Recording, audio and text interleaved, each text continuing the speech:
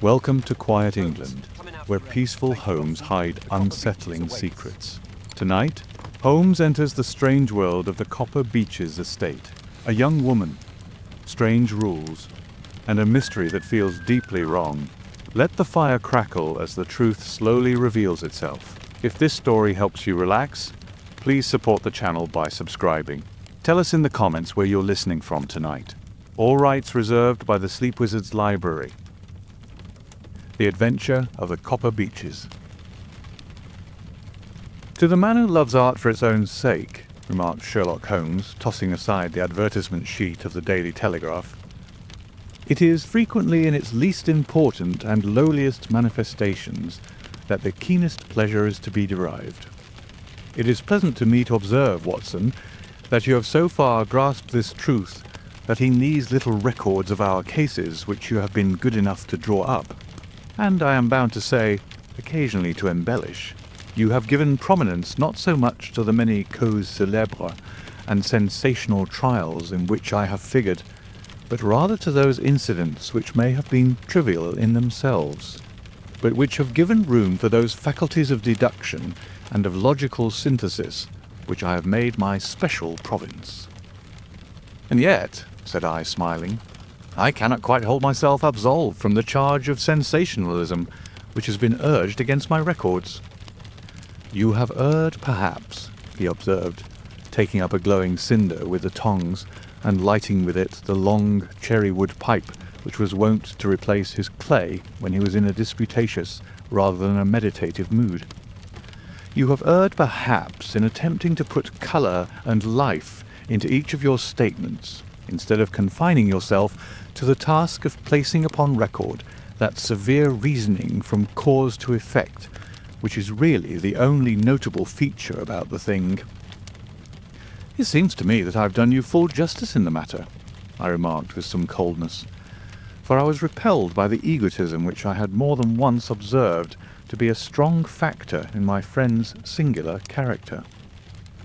No, it is not selfishness or conceit, said he, answering, as was his wont, my thoughts rather than my words. If I claim full justice for my art, it is because it is an impersonal thing, a thing beyond myself. Crime is common, logic is rare. Therefore it is upon the logic rather than upon the crime that you should dwell. You have degraded what should have been a course of lectures into a series of tales. It was a cold morning of the early spring, and we sat after breakfast on either side of a cheery fire in the old room at Baker Street.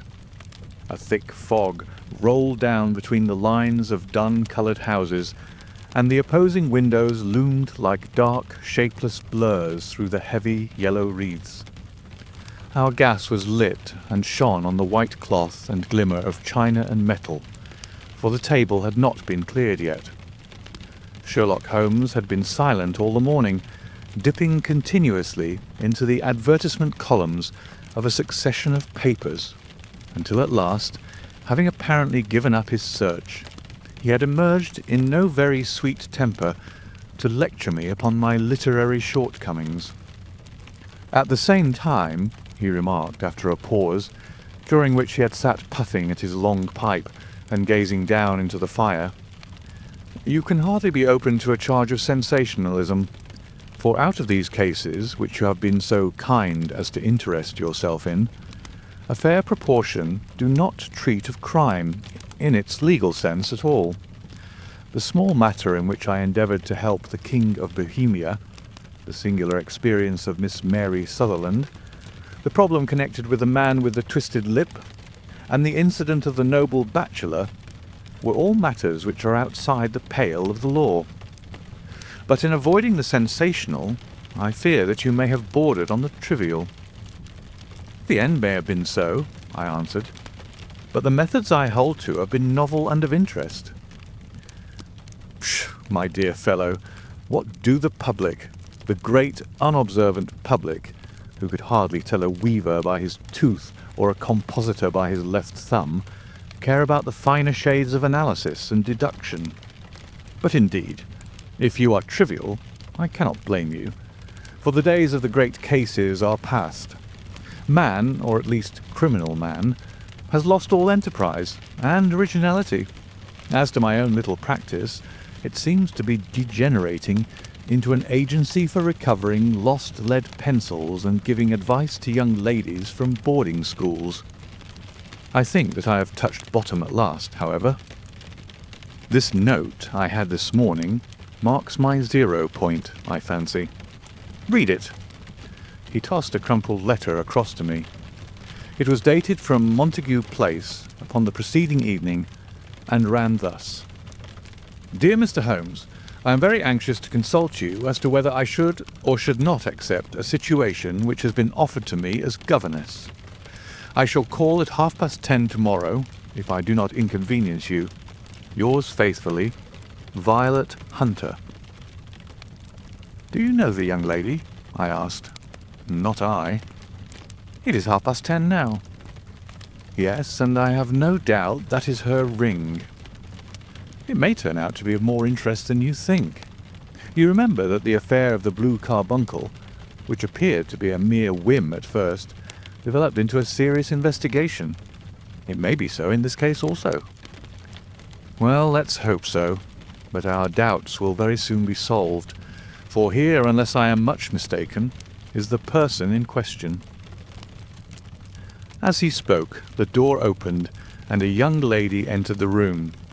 She was plainly but neatly dressed, with a bright, quick face, freckled like a plover's egg, and with the brisk manner of a woman who has had her own way to make in the world. "You will excuse me for troubling you, I am sure," said she, as my companion rose to greet her. "But I have had a very strange experience, and as I have no parents or relations of any sort from whom I could ask advice, I thought that perhaps you would be kind enough to tell me what I should do." "Pray take a seat, Miss Hunter. I shall be happy to do anything that I can to serve you." I could see that Holmes was favourably impressed by the manner and the speech of his new client. He looked her over in his searching fashion, and then composed himself, with his lids drooping and his fingertips together, to listen to her story. "I have been a governess for 5 years," said she, "in the family of Colonel Spence Munro. But 2 months ago, the Colonel received an appointment at Halifax, in Nova Scotia, and took his children over to America with him, so that I found myself without a situation. I advertised, and I answered advertisements, but without success. At last the little money which I had saved began to run short, and I was at my wits' end as to what I should do. There is a well-known agency for governesses in the West End, called Westerways, and there I used to call about once a week, in order to see whether anything had turned up which might suit me.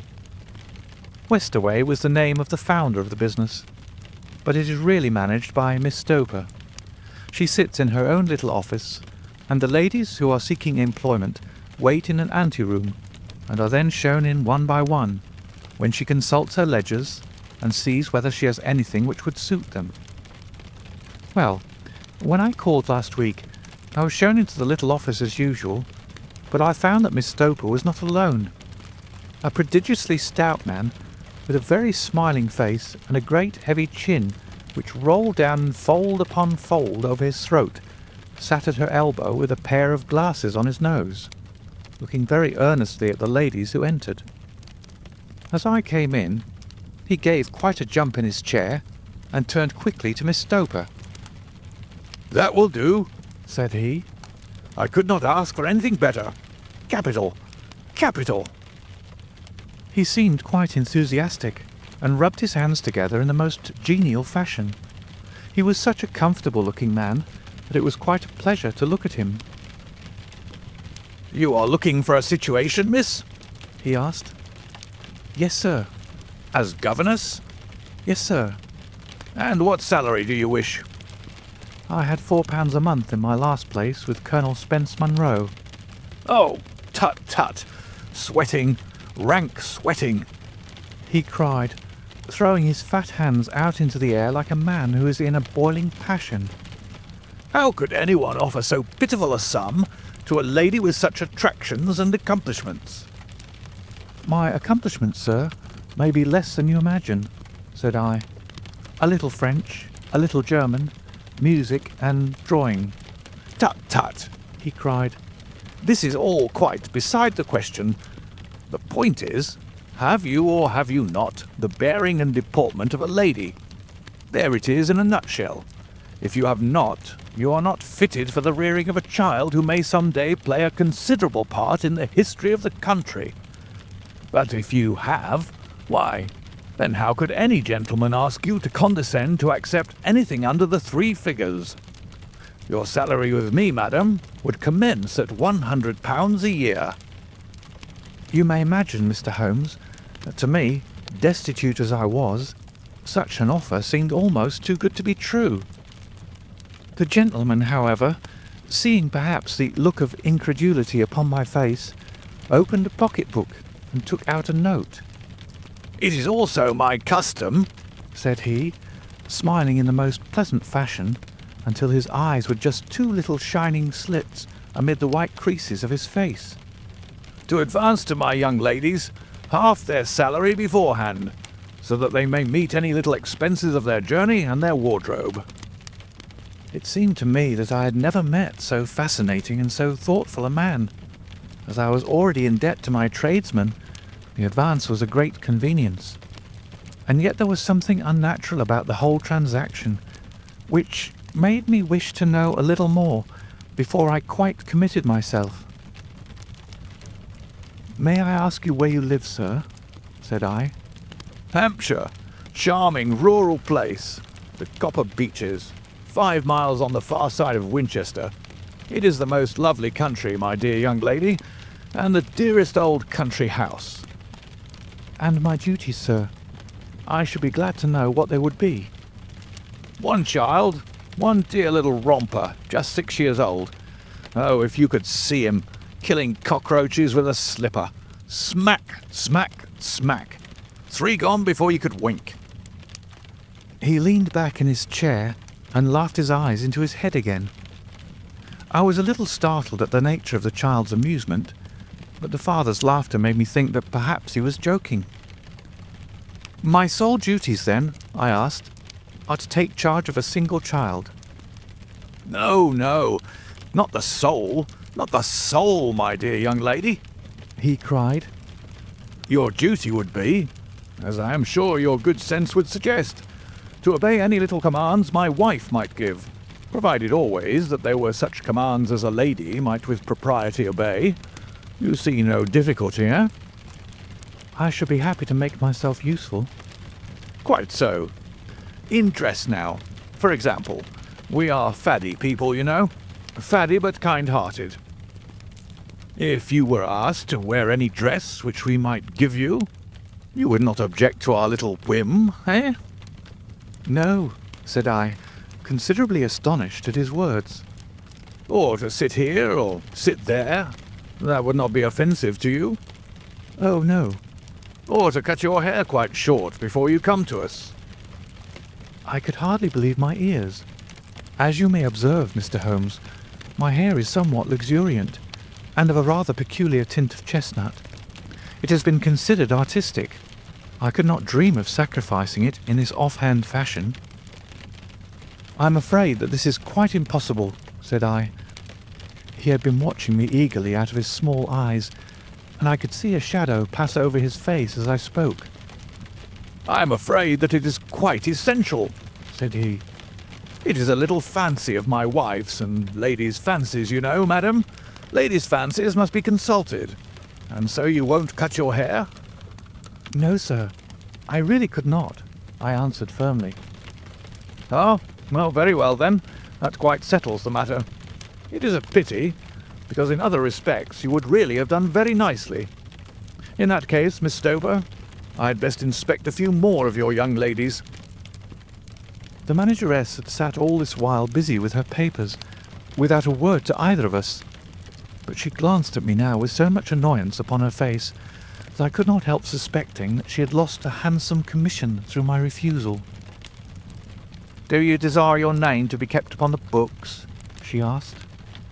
"If you please, Miss Stoper." "Well, really, it seems rather useless. since you refuse the most excellent offers in this fashion," said she sharply. "You can hardly expect us to exert ourselves to find another such opening for you. Good day to you, Miss Hunter." She struck a gong upon the table, and I was shown out by the page. Well, Mr. Holmes, when I got back to my lodgings and found little enough in the cupboard and 2 or 3 bills upon the table, I began to ask myself whether I had not done a very foolish thing. After all, if these people had strange fads and expected obedience on the most extraordinary matters, they were at least ready to pay for their eccentricity. Very few governesses in England are getting £100 a year. Besides, what use was my hair to me? Many people are improved by wearing it short, and perhaps I should be among the number.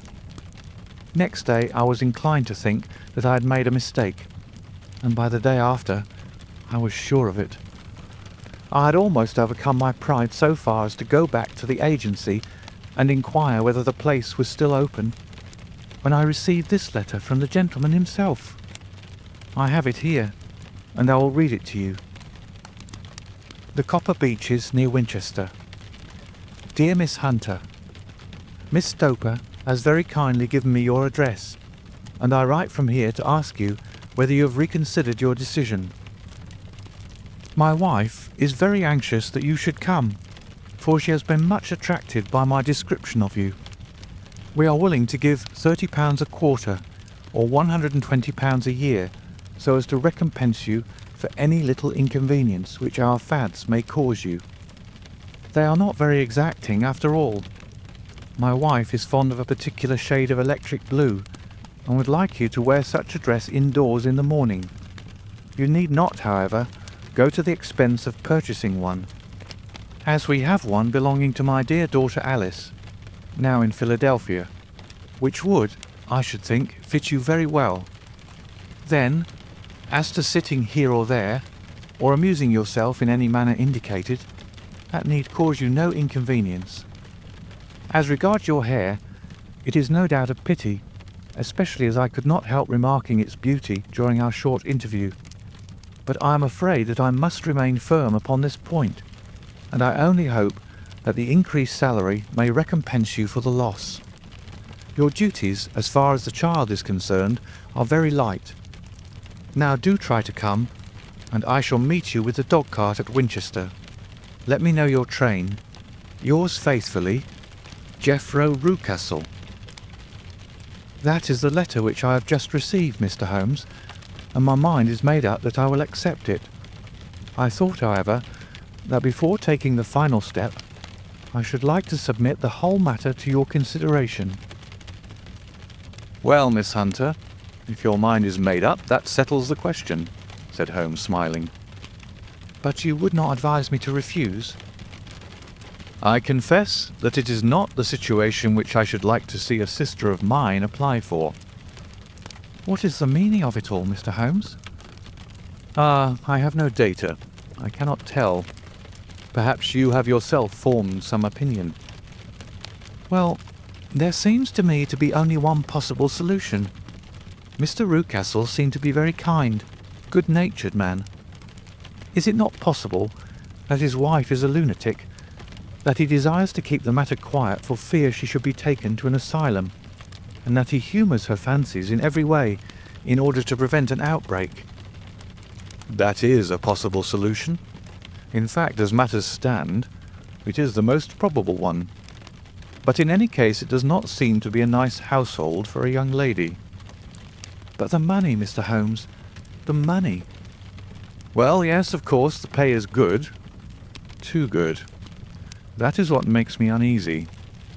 Why should they give you £120 a year when they could have their pick for £40? There must be some strong reason behind. I thought that if I told you the circumstances, you would understand afterwards if I wanted your help. I should feel so much stronger if I felt that you were at the back of me. Oh, you may carry that feeling away with you. I assure you that your little problem promises to be the most interesting which has come my way for some months. There is something distinctly novel about some of the features. If you should find yourself in doubt, or in danger—" "Danger? What danger do you foresee?" Holmes shook his head gravely. "It would cease to be a danger if we could define it," said he. "But at any time, day or night, a telegram would bring me down to your help." "That is enough." She rose briskly from her chair, with the anxiety all swept from her face. "I shall go down to Hampshire quite easy in my mind now. I shall write to Mr. Rucastle at once, sacrifice my poor hair tonight, and start for Winchester tomorrow." With a few grateful words to Holmes, she bade us both good night and bustled off upon her way. "At least," said I, as we heard her quick, firm steps descending the stairs, "she seems to be a young lady who's very well able to take care of herself." "And she would need to be," said Holmes gravely. "I am much mistaken if we do not hear from her before many days are past." It was not very long before my friend's prediction was fulfilled.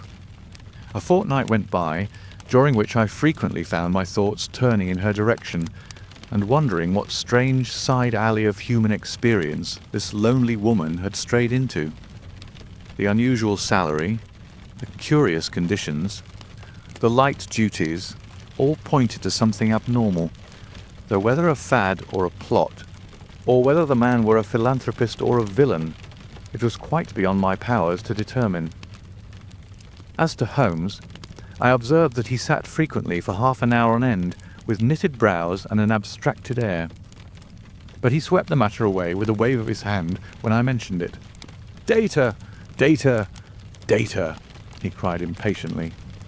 "I can't make bricks without clay." And yet he would always wind up by muttering that no sister of his should ever have accepted such a situation. The telegram which we eventually received came late one night, just as I was thinking of turning in, and Holmes was settling down to one of those all-night chemical researches which he frequently indulged in, when I would leave him stooping over a retort and a test tube at night, and find him in the same position when I came down to breakfast in the morning. He opened the yellow envelope, and then, glancing at the message, threw it across to me. "Just look up the trains in Bradshaw," said he, and turned back to his chemical studies. The summons was a brief and urgent one. "Please be at the Black Swan Hotel at Winchester at midday tomorrow," it said. "Do come. I am at my wit's end. Hunter." "Will you come up with me?" asked Holmes, glancing up. "I should wish to." "Just look it up, then." "There's a train at 9:30, said I, glancing over my Bradshaw.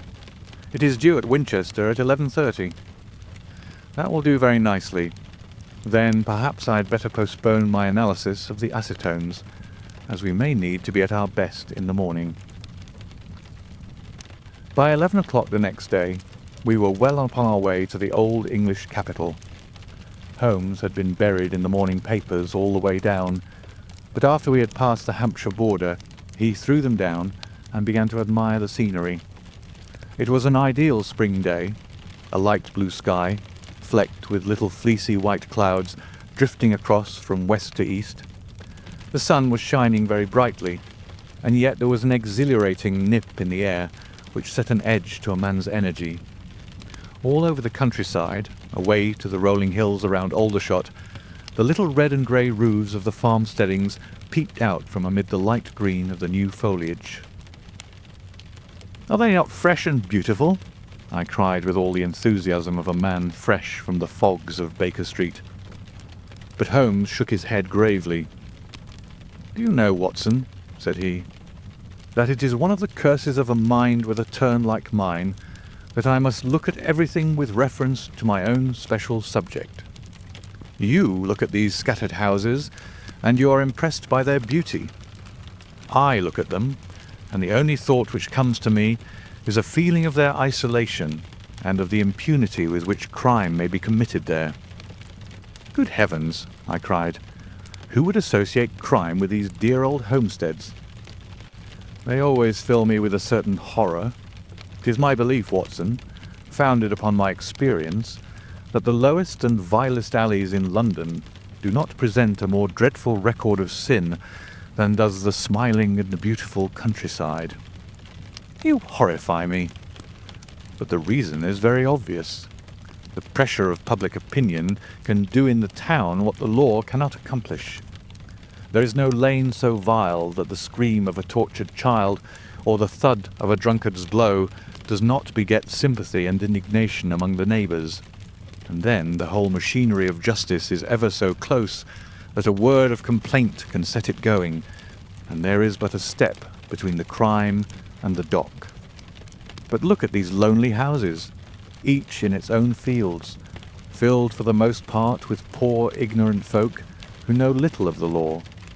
Think of the deeds of hellish cruelty, the hidden wickedness which may go on, year in, year out, in such places, and none the wiser. Had this lady who appeals to us for help gone to live in Winchester, I should never have had a fear for her. It is the 5 miles of country which makes the danger. Still, it is clear that she is not personally threatened. No, if she can come to Winchester to meet us, she can get away. Quite so. She has her freedom. What can be the matter, then? Can you suggest no explanation? I have devised 7 separate explanations, each of which would cover the facts as far as we know them. But which of these is correct can only be determined by the fresh information which we shall no doubt find waiting for us. Well, there is the tower of the cathedral, and we shall soon learn all that Miss Hunter has to tell. The Black Swan is an inn of repute in the High Street, at no distance from the station, and there we found the young lady waiting for us. She had engaged a sitting room, and our lunch awaited us upon the table. "I am so delighted that you have come," she said earnestly. "It is so very kind of you both. But indeed, I do not know what I should do. Your advice will be altogether invaluable to me." Pray tell us what has happened to you. "I will do so, and I must be quick, for I have promised Mr. Rucastle to be back before 3. I got his leave to come into town this morning, though he little knew for what purpose." Let us have everything in its due order. Holmes thrust his long, thin legs out towards the fire and composed himself to listen. "In the first place, I may say that I have met, on the whole, with no actual ill treatment from Mr. and Mrs. Rucastle. It is only fair to them to say that. But I cannot understand them, and I am not easy in my mind about them." What can you not understand? "Their reasons for their conduct. But you shall have it all just as it occurred. When I came down, Mr. Rucastle met me here and drove me in his dog-cart to the Copper Beeches. It is, as he said, beautifully situated. But it is not beautiful in itself, for it is a large square block of a house, whitewashed, but all stained and streaked with damp and bad weather. There are grounds round it, woods on 3 sides, and on the 4th a field which slopes down to the Southampton High Road, which curves past about 100 yards from the front door. This ground in front belongs to the house, but the woods all round are part of Lord Southerton's preserves. A clump of copper beeches immediately in front of the hall door has given its name to the place. I was driven over by my employer, who was as amiable as ever, and was introduced by him that evening to his wife and the child. There was no truth, Mr. Holmes, in the conjecture which seemed to us to be probable in your rooms at Baker Street. Mrs. Rucastle is not mad. I found her to be a silent, pale-faced woman, much younger than her husband, not more than 30, I should think, while he can hardly be less than 45. From their conversation, I have gathered that they have been married about 7 years, that he was a widower, and that his only child, by the first wife, was the daughter who has gone to Philadelphia. Mr. Rucastle told me in private that the reason why she had left them was that she had an unreasoning aversion to her stepmother. As the daughter could not have been less than 20, I can quite imagine that her position must have been uncomfortable with her father's young wife. Mrs. Rucastle seemed to me to be colourless in mind, as well as in feature. She impressed me neither favourably nor the reverse. She was a non-entity. It was easy to see that she was passionately devoted both to her husband and to her little son. Her light grey eyes wandered continually from one to the other, noting every little want and forestalling it, if possible. He was kind to her also in his bluff, boisterous fashion, and on the whole they seemed to be a happy couple. And yet she had some secret sorrow, this woman. She would often be lost in deep thought, with the saddest look upon her face. More than once I have surprised her in tears. I have thought sometimes that it was the disposition of her child which weighed upon her mind, for I have never met so utterly spoiled and so ill-natured a little creature. He is small for his age, with a head which is quite disproportionately large. His whole life appears to be spent in an alternation between savage fits of passion and gloomy intervals of sulking. Giving pain to any creature weaker than himself seems to be his one idea of amusement, and he shows quite remarkable talent in planning the capture of mice, little birds and insects. But I would rather not talk about the creature, Mr. Holmes, and indeed he has little to do with my story. I am glad of all details, remarked my friend, whether they seem to you to be relevant or not. I shall try not to miss anything of importance. The one unpleasant thing about the house, which struck me at once, was the appearance and conduct of the servants. There are only two, a man and his wife. Toller, for that is his name, is a rough, uncouth man with grizzled hair and whiskers, and a perpetual smell of drink. Twice, since I have been with them, he has been quite drunk, and yet Mr. Rucastle seemed to take no notice of it. His wife is very tall and a strong woman with a sour face, as silent as Mrs. Rucastle, and much less amiable. They are a most unpleasant couple, but fortunately I spend most of my time in the nursery and my own room, which are next to each other in one corner of the building. For 2 days after my arrival at the Copper Beeches, my life was very quiet. On the third, Mrs. Rucastle came down just after breakfast and whispered something to her husband. "Oh, yes," said he, turning to me. "we are very much obliged to you, Miss Hunter, for falling in with our whim so far as to cut your hair. I assure you that it has not detracted in the tiniest iota from your appearance. We shall now see how the electric blue dress will become you. You'll find it laid out upon the bed in your room, and if you would be so good as to put it on, we should both be extremely obliged." The dress which I found waiting for me was of a peculiar shade of blue. It was of excellent material, a sort of beige, but it bore unmistakable signs of having been worn before. It could not have been a better fit if I had been measured for it. Both Mr. and Mrs. Rucastle expressed a delight at the look of it, which seemed quite exaggerated in its vehemence. They were waiting for me in the drawing-room, which is a very large room, stretching along the entire front of the house, with 3 long windows reaching down to the floor. A chair had been placed close to the central window, with its back turned towards it. In this I was asked to sit, and then Mr. Rucastle, walking up and down on the other side of the room, began to tell me a series of the funniest stories that I have ever listened to. You cannot imagine how comical he was, and I laughed until I was quite weary.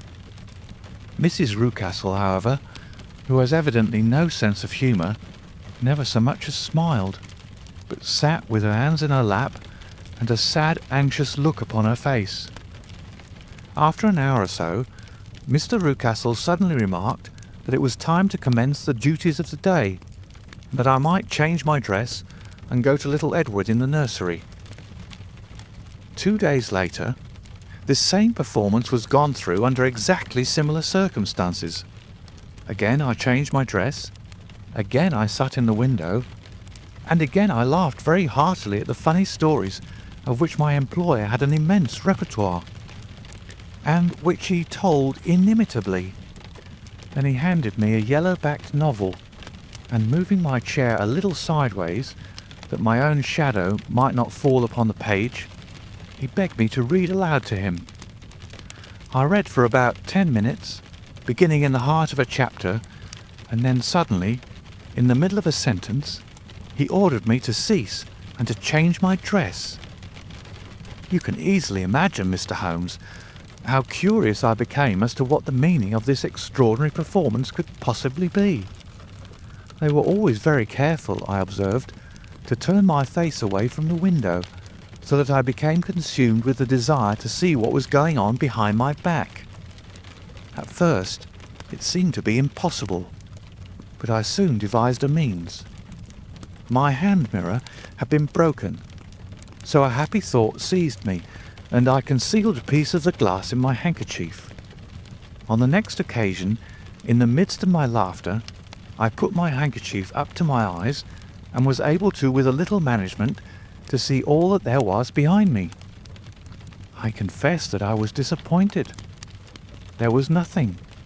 At least, that was my first impression. At the second glance, however, I perceived that there was a man standing in the Southampton Road, a small bearded man in a grey suit, who seemed to be looking in my direction. The road is an important highway, and there are usually people there. This man, however, was leaning against the railings which bordered our field, and was looking earnestly up.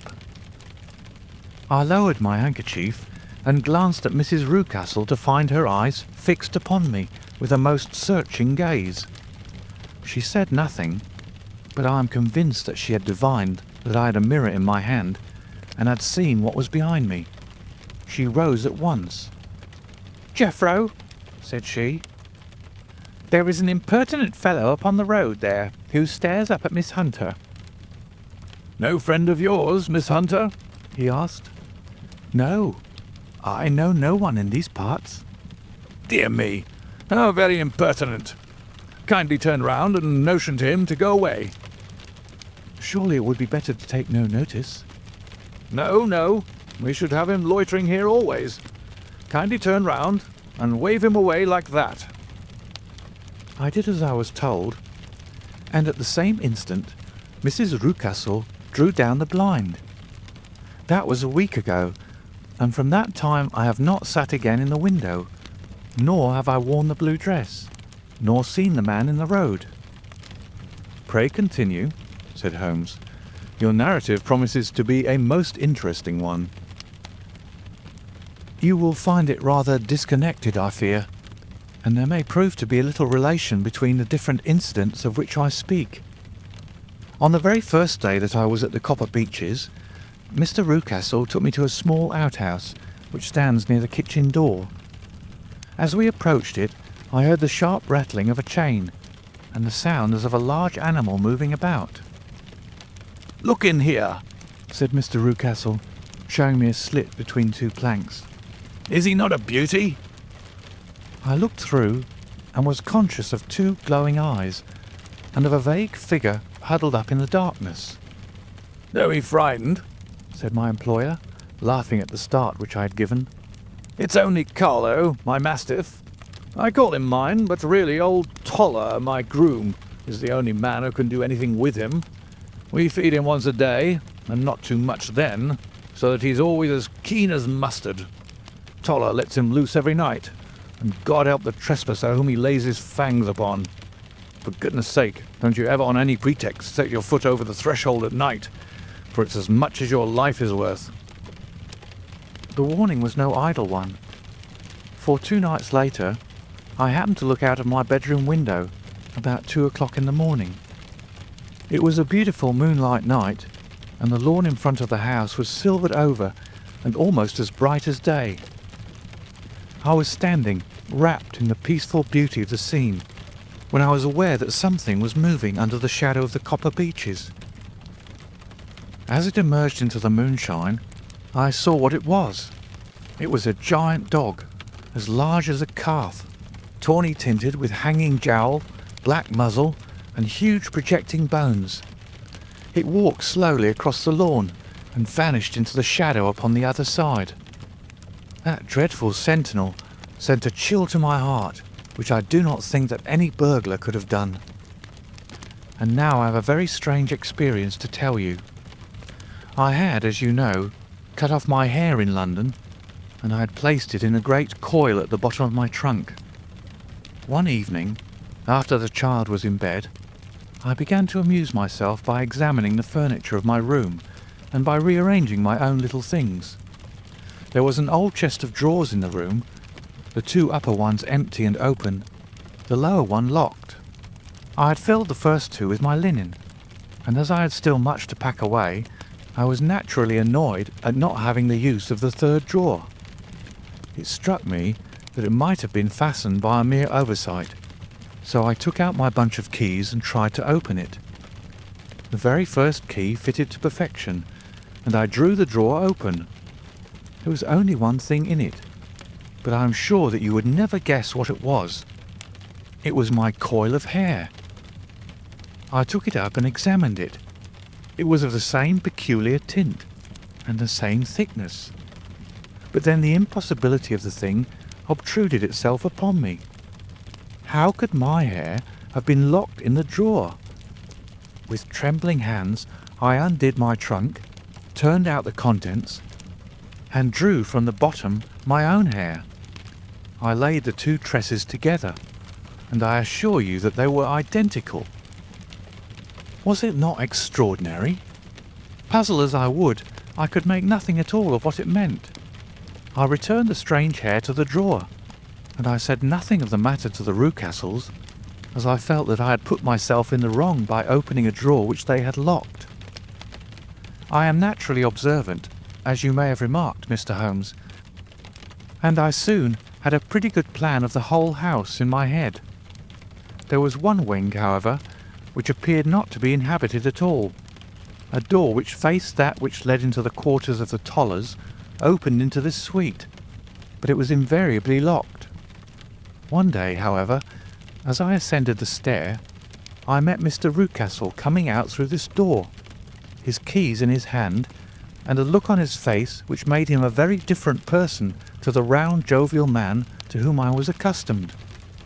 His cheeks were red, his brow was all crinkled with anger, and the veins stood out at his temples with passion.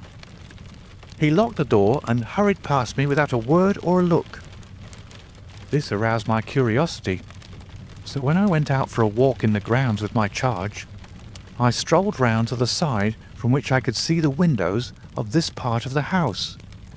There were 4 of them in a row, 3 of which were simply dirty, while the 4th was shuttered up. They were evidently all deserted. As I strolled up and down, glancing at them occasionally, Mr. Rucastle came out to me, looking as merry and jovial as ever. "Ah," said he, "you must not think me rude if I pass you without a word, my dear young lady. I was preoccupied with business matters." I assured him that I was not offended. "By the way," said I, "you seem to have quite a suite of spare rooms up there, and one of them has the shutters up." He looked surprised and, as it seemed to me, a little startled at my remark. "Photography is one of my hobbies," said he. "I have made my dark room up there. But, dear me, what an observant young lady we have come upon. Who would have believed it? Who would have ever believed it?" He spoke in a jesting tone, but there was no jest in his eyes as he looked at me. I read suspicion there, and annoyance, but no jest. "Well, Mr. Holmes, from the moment that I understood that there was something about that suite of rooms which I was not to know, I was all on fire to go over them. It was not mere curiosity, though I have my share of that. It was more a feeling of duty, a feeling that some good might come from my penetrating to this place. They talk of woman's instinct. Perhaps it was woman's instinct which gave me that feeling. At any rate, it was there, and I was keenly on the lookout for any chance to pass the forbidden door. It was only yesterday that the chance came. I may tell you that besides Mr. Rucastle, both Toller and his wife find something to do in these deserted rooms, and I once saw him carrying a large black linen bag with him through the door. Recently, he's been drinking hard, and yesterday evening he was very drunk, and when I came upstairs, there was the key in the door. I have no doubt at all that he had left it there. Mr. and Mrs. Rucastle were both downstairs, and the child was with them, so that I had an admirable opportunity. I turned the key gently in the lock, opened the door, and slipped through. There was a little passage in front of me, unpapered and uncarpeted, which turned at a right angle at the farther end. Round this corner were 3 doors in a line, the first and third of which were open. They each led into an empty room, dusty and cheerless, with 2 windows in the one and one in the other, so thick with dirt that the evening light glimmered dimly through them. The centre door was closed, and across the outside of it had been fastened one of the broad bars of an iron bed, padlocked at one end to a ring in the wall, and fastened at the other with stout cord. The door itself was locked as well, and the key was not there. This barricaded door corresponded clearly with the shuttered window outside, and yet I could see by the glimmer from beneath it that the room was not in darkness. Evidently there was a skylight which let in light from above. As I stood in the passage, gazing at the sinister door and wondering what secret it might veil, I suddenly heard the sound of steps within the room and saw a shadow pass backward and forward against the little slit of dim light which shone out from under the door. A mad, unreasoning terror rose up in me at the sight, Mr. Holmes. My overstrung nerves failed me suddenly, and I turned and ran as though some dreadful hand were behind me, clutching at the skirt of my dress. I rushed down the passage, through the door, and straight into the arms of Mr. Rucastle, who was waiting outside. "So," said he, smiling, "it was you, then? I thought that it must be when I saw the door open." "Oh, I'm so frightened," I panted. My dear young lady, my dear young lady. And what has frightened you, my dear young lady?" But his voice was just a little too coaxing. He overdid it. I was keenly on my guard against him. "I was foolish enough to go into the empty wing," I answered. "But it is so lonely and eerie in this dim light that I was frightened and ran out again. Oh, it is so dreadfully still in there." "Only that?" said he, looking at me keenly. "Why, what did you think?" I asked. "Why, do you think that I locked the door?" "I am sure that I do not know." "It is to keep people out who have no business there, do you see?" He was still smiling in that most amiable manner. "I am sure if I had known—" "Well then, you know now, and if you ever put your foot over that threshold again—" Here in an instant the smile hardened into a grin of rage, and he glared down at me with the face of a demon. "I'll throw you to the mastiff." I was so terrified that I do not know what I did. I suppose that I must have rushed past him into my room. I remember nothing until I found myself lying on my bed, trembling all over. Then I thought of you, Mr. Holmes. I could not live there longer without some advice.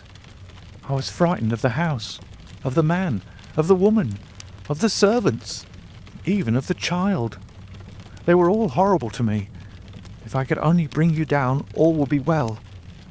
Of course, I might have fled from the house, but my curiosity was almost as strong as my fears. My mind was soon made up. I would send you a wire. I put on my hat and cloak, went down to the office, which is about 1/2 mile from the house, and then returned, feeling very much easier. A horrible doubt came into my mind as I approached the door, lest the dog might be loose.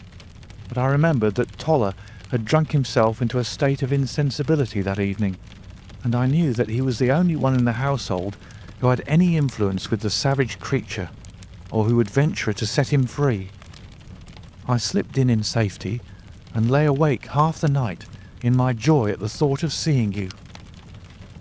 I had no difficulty in getting leave to come into Winchester this morning, but I must be back before 3 o'clock, for Mr. and Mrs. Rucastle are going on a visit and will be away all the evening, so that I must look after the child.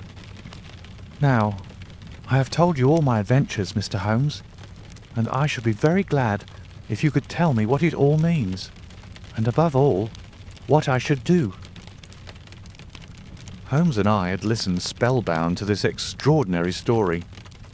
My friend rose now and paced up and down the room, his hands in his pockets and an expression of the most profound gravity upon his face. "Is Toller still drunk?" he asked. Yes, I heard his wife tell Mrs. Rucastle that she could do nothing with him. "That is well. And the Rucastles go out tonight?" Yes. "Is there a cellar with a good strong lock?" Yes, the wine cellar.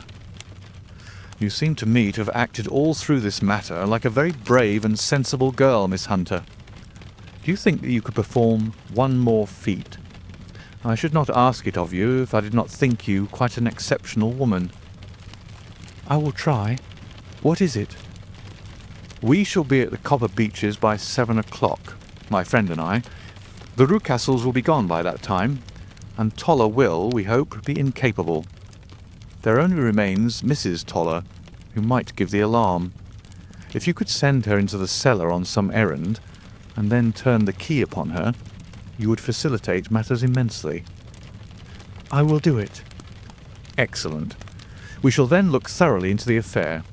Of course, there is only one feasible explanation. You have been brought there to personate someone, and the real person is imprisoned in this chamber. That is obvious.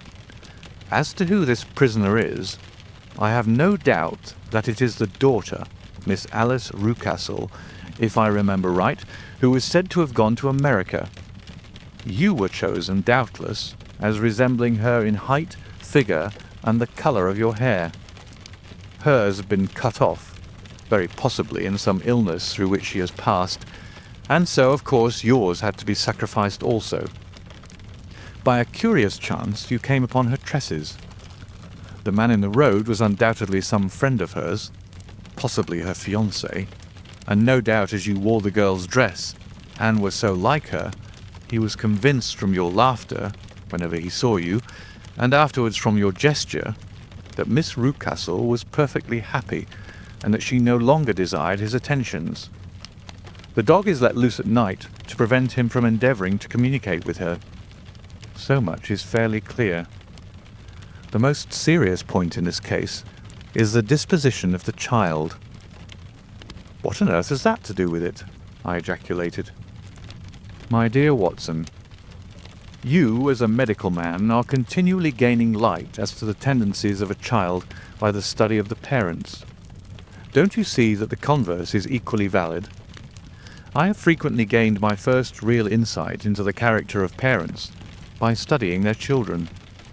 This child's disposition is abnormally cruel, merely for cruelty's sake, and whether he derives this from his smiling father, as I should suspect, or from his mother, it bodes evil for the poor girl who is in their power."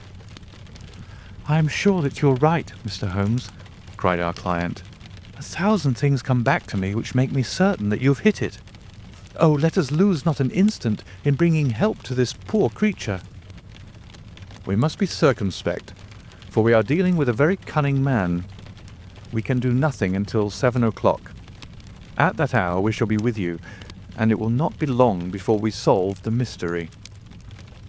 We were as good as our word, for it was just 7 when we reached the Copper Beeches. Having put up our trap at a wayside public house, the group of trees with their dark leaves shining like burnished metal in the light of the setting sun were sufficient to mark the house, even had Miss Hunter not been standing smiling on the doorstep. "Have you managed it?" asked Holmes. A loud thudding noise came from somewhere downstairs. "That is Mrs. Toller in the cellar," said she. "Her husband lies snoring on the kitchen rug. Here are his keys, which are the duplicates of Mr. Rucastle's." "You have done well indeed," cried Holmes with enthusiasm. "Now lead the way, and we shall soon see the end of this black business." We passed up the stair, unlocked the door, followed on down a passage, and found ourselves in front of the barricade which Miss Hunter had described. Holmes cut the cord and removed the transverse bar. Then he tried the various keys in the lock, but without success. No sound came from within, and at the silence Holmes' face clouded over. "I trust that we are not too late," said he. "I think, Miss Hunter, that we had better go in without you. Now, Watson, put your shoulder to it, and we shall see whether we cannot make our way in." It was an old rickety door, and gave at once before our united strength.